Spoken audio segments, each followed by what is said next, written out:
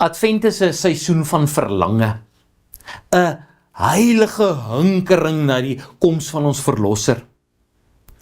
Ons lees daarvan in Simeon se woorde in Lukas 2, as hy die kindjie Jesus in die tempel ontmoet. Nou laat u Here, u diensknegt gaan in vrede volgens u woord. Omdat my oë u heil gesien het, wat u berei het voor die oë van al die volke. 'n lig tot verligting van die nasies en tot heerlikheid van u volk Israel. Oral om ons word kersliedere gesing en 'n hele paar van hulle druk iets van hierdie verlange uit. Ons dink aan die woorde van die bekende Stille Nag se eerste vers. Jesus kind, lank verwag, lig uit die Vader se ryk, word uit liefde aan mense gelyk.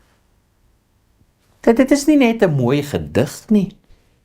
Dit is die Bybelse waarheid wat op daardie melodie gesing word. Geslag na geslag sing van hierdie verwagting wat in God se volk geleef het. Die verwagting na die beloofde Messias. Ons sing dit ook met gesang 159.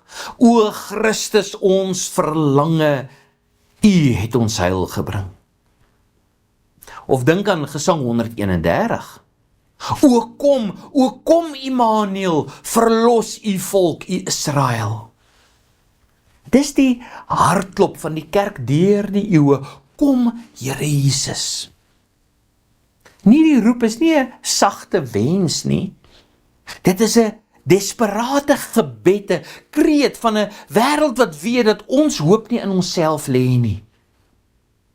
Dit roep na die verlosser om hierdie sonde deurdrenkte wêreld vir ons te betree, vir ons te kom om ons vir ewig te verlos van ons skande en ons ellende. Ons roep nie uit na 'n abstrakte idee nie, maar na 'n persoon. Die persoon wat die spulpunt van die geskiedenis is. In die geloofsbelijdenis van Nicea bely ons dat hy neergedaal het uit die hemel en vlees geword het, deur die Heilige Gees uit die Maagd Maria en 'n mens geword het. Hy het gekom en hy sal weer kom met heerlikheid om te oordeel die lewende en die dode. Advent is die dubbele koms van Christus, die eerste in nederigheid, die tweede in heerlikheid. Christus se menswording is die grootste daad van neerbuiging. God wat neerbuig, nie om ons te verpletter nie, maar om ons op te hef. Die skepper van die sterre word deel van sy skepping. Dis die een verhaal waarin die koning homself kleiner maak as sy onderdane, en dis die rede waarom ons harte brand van verlange. Maar hierdie verlange behoort nie net tot 'n deeltjie van die kerklike jare, 'n paar weke voor Kersfees beperk te word nie.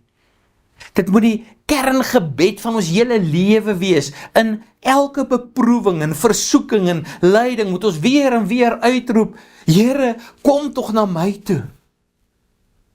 En die goeie nuus van Advent is dat dit presies is wat Jesus kom doen het.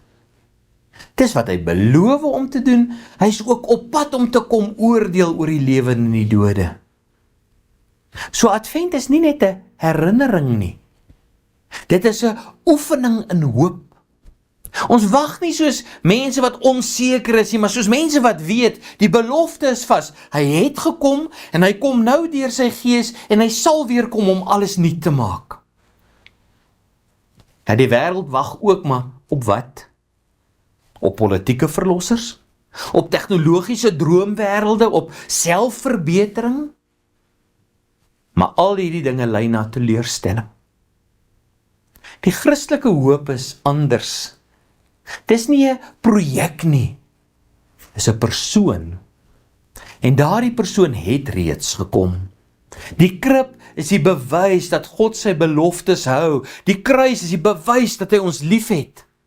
Die leë graf is die bewys dat hy oorwin. En die wolke is die belofte dat hy weer sal kom. Nou, hoe leef ons met hierdie verlange? Eerstens, deur gebed. Advent is 'n tyd om van harte te kom pleit. Kom, Here Jesus. Tweedens, leef ons dit deur heiligmaking. Ons wag nie passief nie.